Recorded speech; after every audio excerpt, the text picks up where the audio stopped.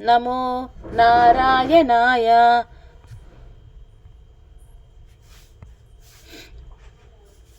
కార్తీక మహాపురాణం 14వ అధ్యాయం. ఆబోతులు అచ్చుపోసి వదులుట వృషోత్సరము. మరల వశిష్ఠుల వారు జనకుని దగ్గరగా కూర్చుండబెట్టుకొని కార్తీక మాస మహత్యమును గురించి తనకు తెలిసిన సర్వ విషయములను చెప్పవలనని కుతూహలంతో ఇట్లు చెప్పదొడంగిను.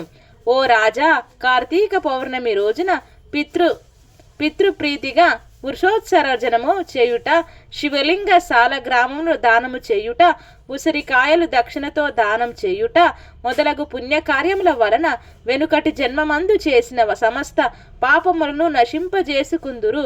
వారికి కోటి యాగములు చేసిన ఫలము దక్కును. ప్రతి మనుజుని పితృదేవతలను తమ వంశమందెవరు ఆబోతునకు అచ్చు వేసి వదులునో అని ఎదురు చూచుకుందురు. ఎవరు ధనవంతుడై ఉండి కార్యముల చేయక దాన ధర్మములు చేయక కడకు ఆబోతునకు అచ్చు వేసి పెండ్లి అయినను చేయుడో అట్టువనడు రౌరవాది సకల నరకములను అనుభవించేటయేగాక వాని బంధువులను కూడా నరకమున గురు చేయును. కాన ప్రతి సంవత్సరం కార్తీక మాసమున తన శక్తి కొలది దానము చేసి నిష్ఠతో వ్రతమాచరించి సాయం సమయమున శివకేశవులకు ఆలయమునందు దీపారాధన చేసి ఆ రాత్రి అంతయు జాగరణముండి మరునాడు తమ శక్తి కొలది బ్రాహ్మణులకు సన్యాసులకు భోజనమీడిన వాడు ఇహ పరమునందు సర్వసుఖములను అనుభవింతురు. కార్తీక మాసంలో విసర్జించవలసినవి. ఈ మాసమందు పరాన్న భక్షణ చేయరాదు, ఇతరుల ఎంగిలి ముట్టుకూడదు, తినకూడదు, శ్రాద్ధ భోజనం చెయ్యకూడదు, నీరుల్లిపాయ తినరాదు, తిలాదానం పట్టరాదు, శివార్చన సంధ్యావందనం చేయని వారు వండిన వంటలు తినరాదు. పౌర్ణమి, అమావాస్య, సోమవారముల నాడు సూర్య చంద్ర గ్రహణములు రోజుల యందు భోజనం చేయరాదు. కార్తీక మాసమున నెల రోజులు కూడా రాత్రుల్లో భుజించరాదు. విధవ వండినది తినరాదు. ఏకాదశి ద్వాదశి వ్రతములు చేయువారుల ఆ 2 రాత్రులు తప్పనిసరిగా జాగరణము ఉండవలను. ఒక్క పూట మాత్రమే భోజనం చేయవలను. కార్తీక మాసంలో తైలము రాసుకొని స్నానం చేయకూడదు. పురాణాలను విమర్శించరాదు. కార్తీక మాసమున వేడి నీటితో స్నానం చేయకూడదు. చేసిన కళ్ళుతో సమానము బ్రహ్మదేవుడు చెప్పెను. కావున వేడి నీటితో స్నానం కూడదు. ఒకవేళ అనారోగ్యం ఉండి ఎలాగైనా విడవకుండా కార్తీక మాస వ్రతం చేయవలనన్న కుతూహలం కలవాడు మాత్రమే వేడి నీటి స్నానం చేయవచ్చును. అటుల చేయవారల గంగా, గోదావరి, సరస్వతి, యమున నదుల పేర్లను మనసులో స్మరించి స్నానము చేయవలెను. ఏ నది తనకు దగ్గరలో ఉంటే ఆ నదిలో ప్రాతకాలమున స్నానము చేయవలెను. అటుల చేయని ఎడల మహాపాపి అయి బడి కృషించును. మహాపాపి అయి జన్మ జన్మలు నరక కూపమున బడి కృషింతురు.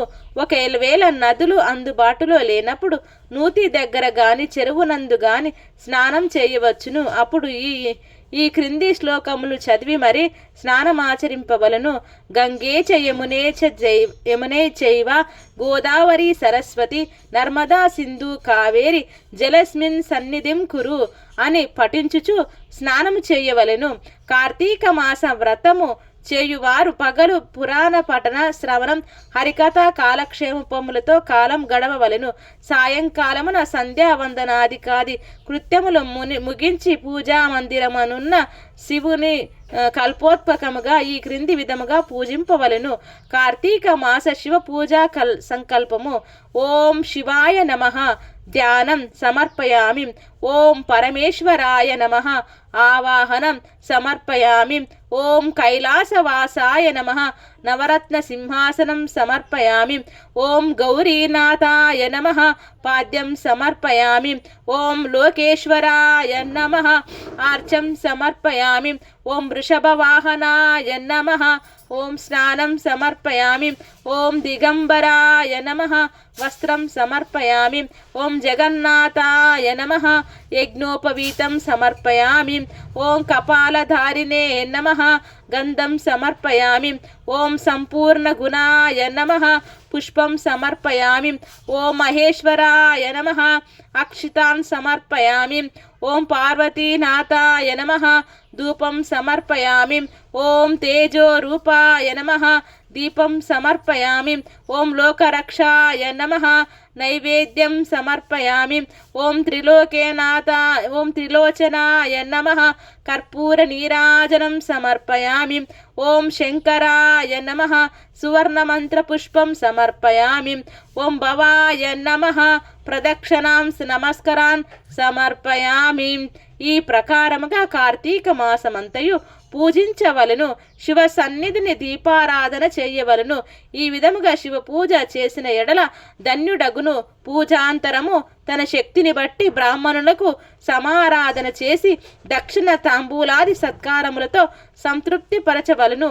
ఇటుల చేసిన 100 అశ్వమేధ యాగములు చేసిన ఫలము, 1000 వాజిప్పాయి యాగములు చేసిన ఫలము కలుగును. ఈ కార్తీక మాసం నెల రోజులు బ్రాహ్మణ సమారాధన, శివకేశవుల సన్నిధిని నిత్య దీపారాధన, తులసి కోటను కర్పూర హారతులతో దీపారాధన చేసిన ఎడల వారికి వారి వంశీయులకు పితృదేవతలకు మోక్షం కలుగును. శక్తి కలిగి ఉండి కూడా ఈ వ్రతం ఆచరించని వారును 100 జన్మలు నానా ఏనుగుల ఎనబందులు జన్మించి తర్వాత నక్క, కుక్క, పంది, పిల్లి, ఎలుక మొదలగు జన్మలెత్తుదురు. ఈ వ్రతము శాస్త్రోక్తముగా ఆచరించిన ఎడల 15 జన్మల యొక్క పుణ్య జ్ఞానము కలుగును. వ్రతము చేసినను, పురాణము చదివినను, విన్నను అట్టి వారలకు సకల ఐశ్వర్యములు కలిగి మోక్షప్రాప్తి కలుగును.